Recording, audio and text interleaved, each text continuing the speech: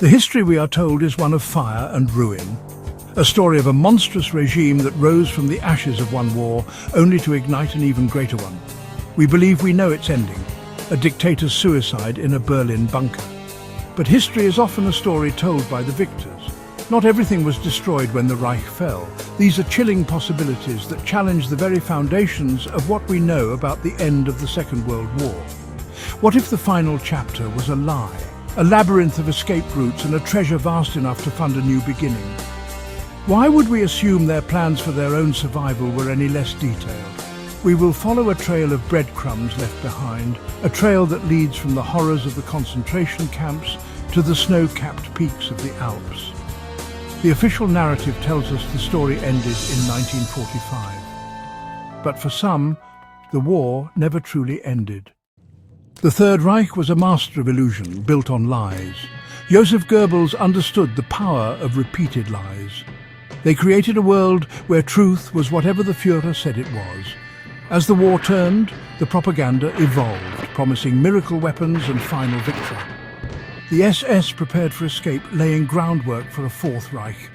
The story of Hitler's death in the bunker is a neat conclusion, but told by loyalists. What if their final act was selling the world the ultimate lie? Stalin himself questioned Hitler's death. Was the bunker suicide simply their final, most audacious masterpiece? This was not just a war for territory or ideology, it was the largest and most systematic robbery in human history. The Nazis were not only murderers, they were thieves on an industrial scale. They plundered the national banks of every country they conquered. They stripped museums and private collections of priceless works of art. But the darkest chapter of this theft took place in the camps. Here, the wealth they stole was not just gold bars or priceless paintings. It was personal, it was intimate, it was the last tangible piece of a person's life before it was extinguished. Day after day, trainloads of people arrived at camps like Auschwitz and Treblinka. They came with suitcases holding their family heirlooms, their wedding rings, their life savings. They were told they were being resettled, a cruel lie to ensure their compliance. Before they were sent to the gas chambers, they were stripped of everything: their clothes, their shoes, their glasses. Even the gold fillings from their teeth were pried from their mouths after death. Every item was meticulously sorted, catalogued, and shipped back to Germany. This was the wealth that fueled the Nazi war machine, a treasure built from millions of individual tragedies. As the war drew to a close, the Nazi leadership knew this immense fortune could be their salvation. It was not enough to simply escape. To build a new life, to fund a network that could protect them, to perhaps one day rise again, they needed money, enormous sums of it. And so, in the final chaotic months of the Reich, a frantic operation began. Gold, diamonds, foreign currency and stolen art were loaded onto trucks and trains. They were moved under the cover of darkness, spirited away from the Reichsbank in Berlin towards secret locations.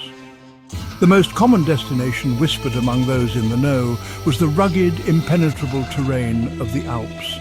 Legends grew around this lost treasure, tales of gold dumped into the depths of Austrian lakes, convoys that vanished without a trace in the mountain passes, caches of wealth buried in secret mines and hidden bunkers, their locations known only to a select few who held the keys. While treasure hunters have searched for decades, much of this wealth has never been recovered. But what if the goal was never for it to be found? What if these local legends were just another diversion? A way to keep the world looking in the mountains of Europe, while the real treasure was already on its way across the ocean, destined for the shores of South America. To understand the monster, we must first understand the world that created him. Germany, in the early 1920s, was a nation on its knees, crippled by the Treaty of Versailles. Hyperinflation ran rampant, wiping out the life savings of ordinary citizens overnight. This was not just an economic crisis.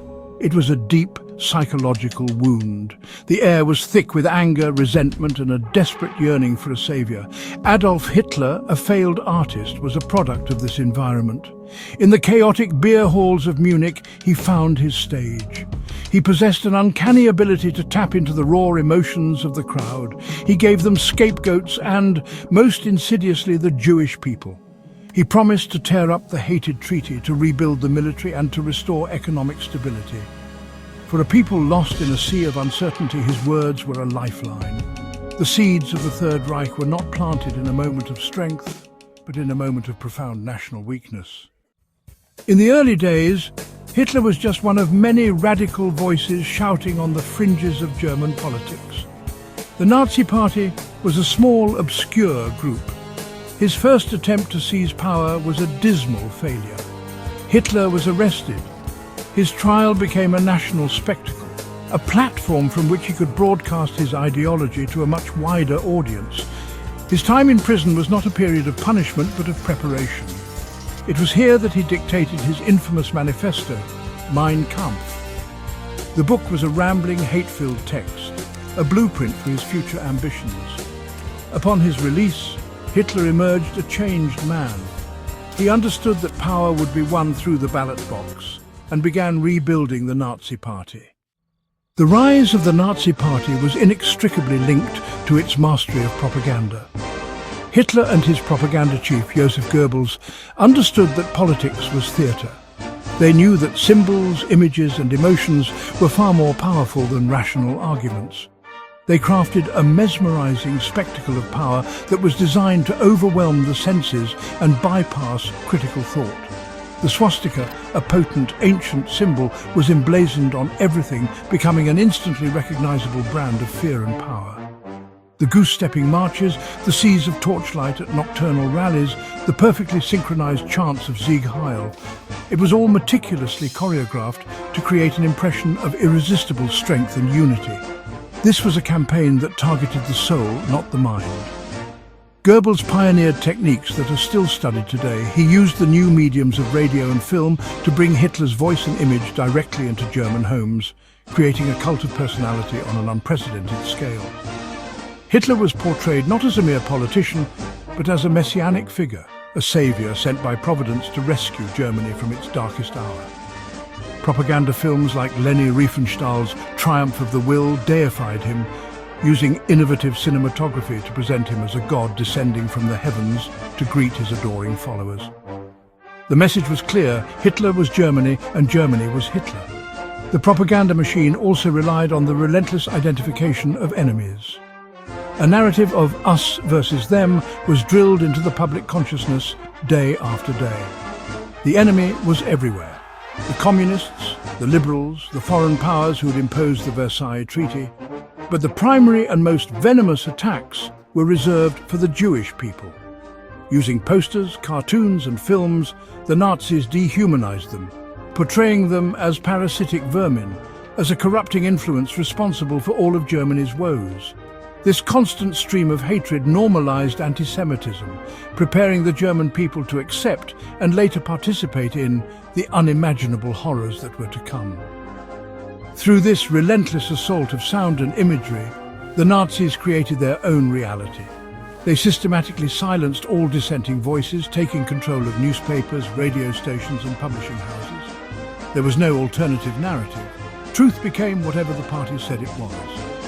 For many Germans, exhausted by economic hardship and political instability, this powerful, simplistic and constantly repeated message was a comfort. It offered certainty in a time of chaos.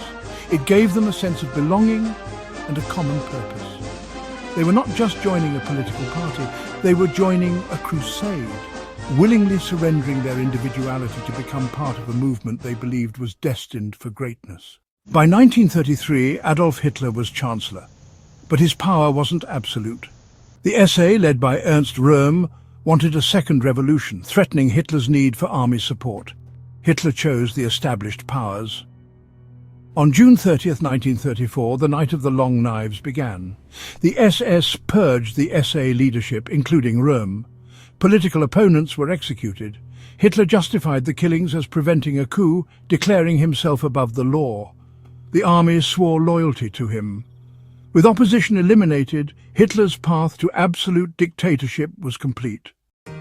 With political rivals eliminated, Hitler's focus turned to securing the future. He knew that a totalitarian state could not survive for 1,000 years on the loyalty of a single generation. It needed to capture the hearts and minds of the next. The indoctrination of Germany's children became a paramount objective. The Nazi regime sought to control every aspect of a young person's life, from the classroom to the playground. The goal was to create a new generation of Germans who knew no other ideology, who saw the world only through a Nazi lens, and whose highest duty was to serve and, if necessary, die for their Führer. The education system was completely overhauled. Textbooks were rewritten to reflect Nazi racial theories and nationalist myths. History was taught as a story leading inexorably to the triumph of Adolf Hitler. Biology classes became lessons in eugenics, teaching children about the supposed superiority of the Aryan race and the inferiority of others, particularly Jews. Teachers who refused to comply were dismissed, replaced by loyal party members. The classroom, once a place of learning, became a factory for indoctrination, designed to produce obedient, unquestioning followers who were physically fit and ideologically pure. Critical thinking was replaced with blind faith. Outside of school, the Hitler Youth Organization became all-encompassing. Membership was eventually made mandatory for all Aryan children.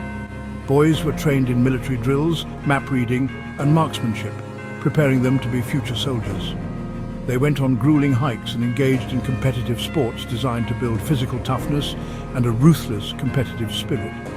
Girls, in the League of German Maidens, were prepared for their prescribed role as mothers of the next generation of Aryans. They were taught domestic skills and racial hygiene, told that their bodies belonged to the nation. The organization systematically eroded the influence of parents, the church, and all other traditional authorities. The result was a generation severed from its past and bound to a single fanatical cause. These children were taught to spy on their own parents and report any anti-Nazi sentiment.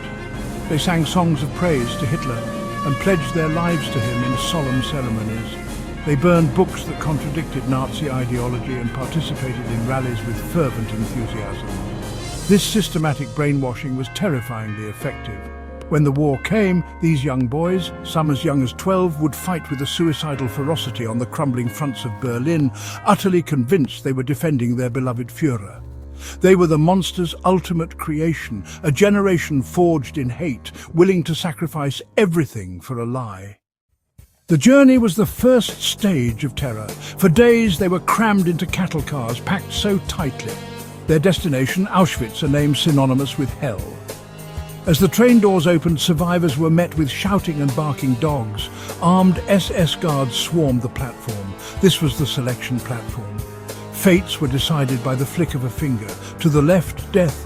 To the right, slave labor. Families were torn apart in an instant. They were marched under a gate bearing the phrase, Arbeit macht frei, work sets you free. As they entered, they saw emaciated figures.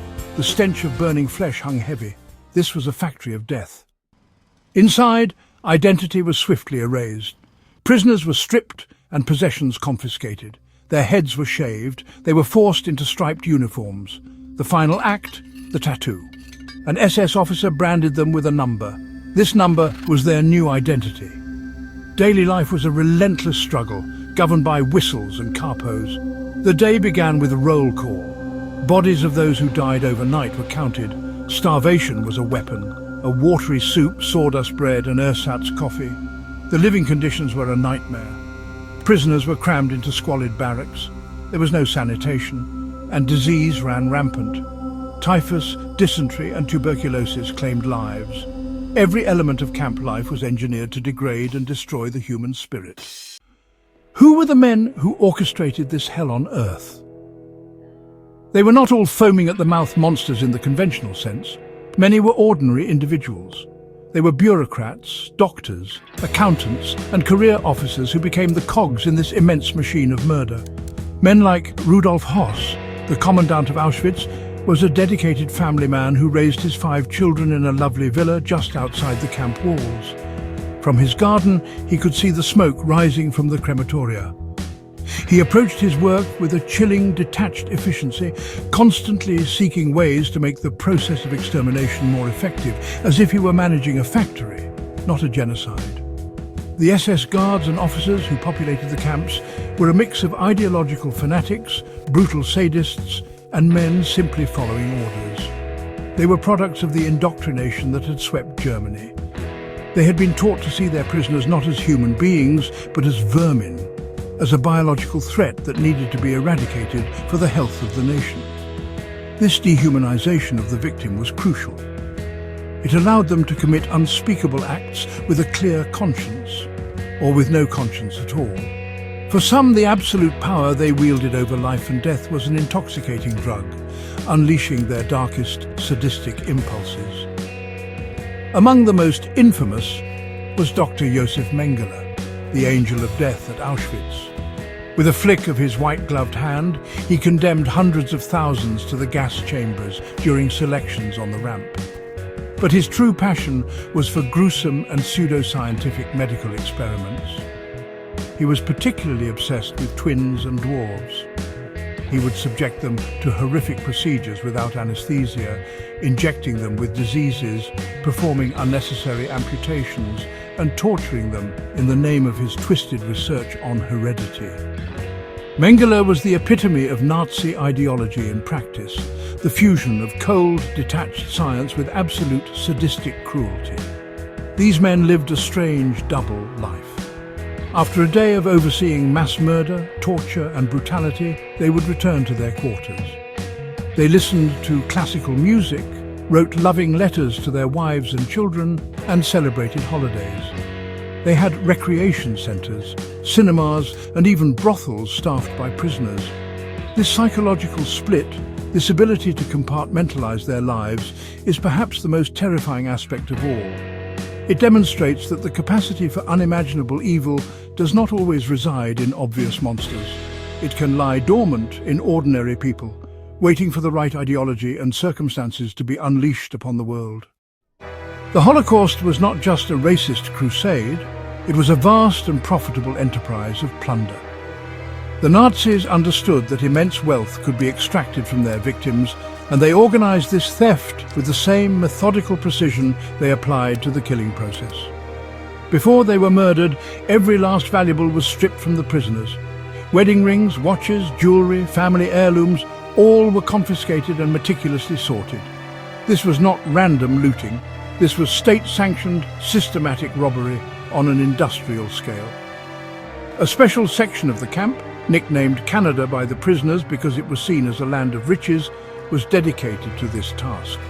In these warehouses, prisoner commandos sorted through mountains of personal belongings. Suitcases were emptied, their contents catalogued. There were piles of shoes, mountains of eyeglasses and bales of human hair, which was shaved from the victims and sold to German companies to make felt and other products. They found currency from all over Europe, hidden in the linings of coats or the heels of shoes. But the most coveted prize was gold. The SS established a special dental unit whose sole purpose was to extract gold teeth and fillings from the mouths of the dead after they had been gassed. This dental gold was a significant source of revenue. The collected gold, along with melted down jewelry and other precious metals, was cast into standard-sized bars. These bars were stamped with the official insignia of the German Reichsbank, disguising their horrific origins. They were then shipped from the camps back to Berlin, where they blended seamlessly with the nation's legitimate gold reserves. This blood-soaked treasure helped to finance the Nazi war effort. It paid for weapons, funded espionage, and lined the pockets of high-ranking officials. The wealth of millions of murdered people was laundered through the central bank of the Third Reich, becoming an integral part of the German economy. As the war neared its end and the Allied armies closed in, the Nazis scrambled to hide the evidence of their crimes. They dismantled gas chambers and crematoria, and they began to move this stolen treasure. Convoys carrying gold, currency, and priceless art left Berlin, heading for secret hiding places. They knew that this wealth was their ticket to a new life. It was the seed money for their escape. The capital needed to establish underground networks and potentially fund a future Fourth Reich. The treasure plundered from the dead was meant to be the lifeblood for the survival of the murderers themselves, a final grotesque insult to their victims. The extermination camps were industrial sites where murder was a business. Major German corporations profited directly from slave labor. IG Farben built a factory next to Auschwitz III Monowitz. They chose the location specifically for its proximity to a disposable workforce. IG Farben worked them to death. The SS was paid a daily fee for each prisoner. Prisoners were seen as a consumable resource, cheaper than raw materials. When a worker collapsed, they were sent to be gassed and replaced. This was a win-win for the Nazi state and its corporate allies. Private firms competed for contracts to build and supply the camps. Topiev & Sons designed the crematoria ovens used at Auschwitz. Their engineers patented their designs to improve the throughput.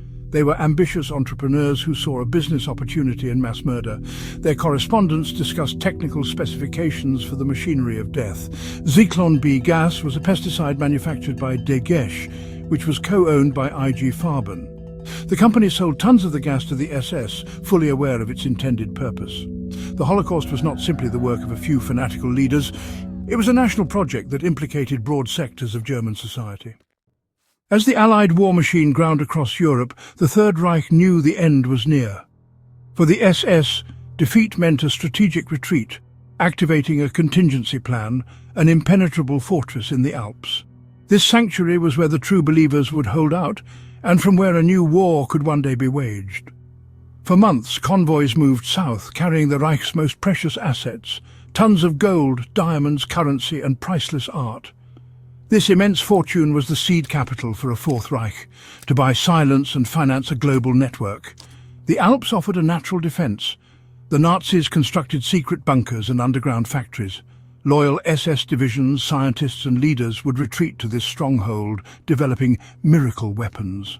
Was the Alpine redoubt the real plan, or a hoax to deceive the Allies? Or was it a staging ground for a journey across the Atlantic? Deep in the Austrian Alps lies Lake Toplitz, a place of serene beauty and sinister secrets. During the war, this remote lake became the focus of intense Nazi activity. Eyewitnesses reported seeing SS convoys sinking heavy, sealed crates into the murky depths. For decades, legends of lost Nazi treasure have captivated treasure hunters. In 1959, a diving expedition recovered crates of counterfeit British currency, proving the lake was a secret Nazi dumping ground. The lake has jealously guarded its secrets, claiming the lives of divers. Another theory suggests the crates contain something more sensitive: records of the Reich Security Main Office. This information would be more valuable than gold to high-ranking Nazis planning their escape. As Europe celebrated victory, Nazi war criminals vanished, escaping justice through secret routes called rat lines.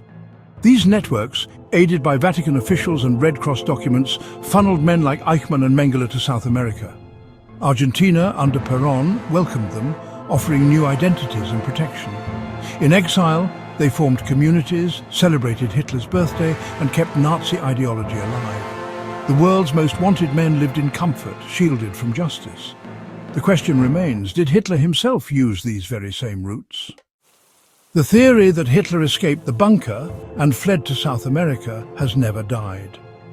Declassified files and witness reports describe a man resembling Hitler living quietly in Argentina, protected by sympathetic regimes.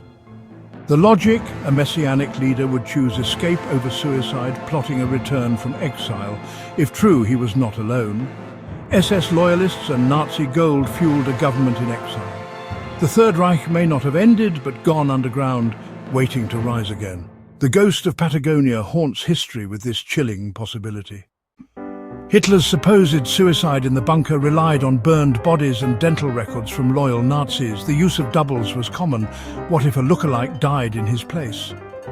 In the chaos, the real Hitler could have escaped through tunnels, leaving a decoy behind. This theory explains conflicting witness accounts and Soviet skepticism. Even the famous skull fragment, long held as proof, was later revealed by DNA to belong to an unknown woman. The official story crumbles. The truth remains elusive. Was it the greatest deception of the century? After the war, thousands of Nazi perpetrators vanished, some aided by rat lines, others sheltered by Western intelligence men like Klaus Barbie. The Butcher of Lion were recruited, protected, and helped to escape justice. The Cold War's demands created a moral blind spot, letting murderers live out their days in peace. Many blended into society, their crimes forgotten, their secrets buried. Justice was denied. The ghosts of the Third Reich walked among us. The post-war world was built on uneasy compromises. The legacy of these shadows lingers still. For decades, a skull fragment in Moscow was proof of Hitler's suicide. It silenced doubts and closed the case, until DNA tests in 2009 revealed it belonged to an unknown woman. The artifact at the heart of the official story was a lie or a mistake. The truth of Hitler's fate was thrown wide open once more. With no physical evidence, only conflicting testimonies remain. The historical record is full of holes. The question of what happened in the bunker endures unanswered. The official stance was that Adolf Hitler died in the Berlin bunker. But behind the scenes, a different picture emerges. For decades, the CIA and FBI were collecting files and investigating leads that challenged the official version. One declassified CIA document details a report from a trusted operative who claimed to have been in contact with Hitler, who was hiding in South America. A 1945 FBI report documents sightings of a submarine landing on the Argentine coast with high-ranking Nazis. Report after report painted an unsettling picture. The intelligence community could not definitively rule out the possibility of Hitler's survival. The story of the bunker suicide might be the greatest act of misdirection of the entire war. In the end, we are left with a story full of holes, a narrative built on questionable testimony, missing evidence, and outright deception.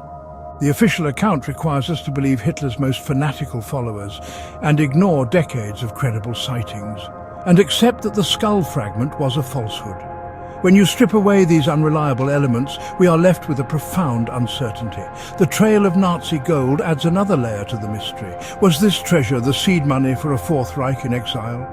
The gold and the escape are two sides of the same coin.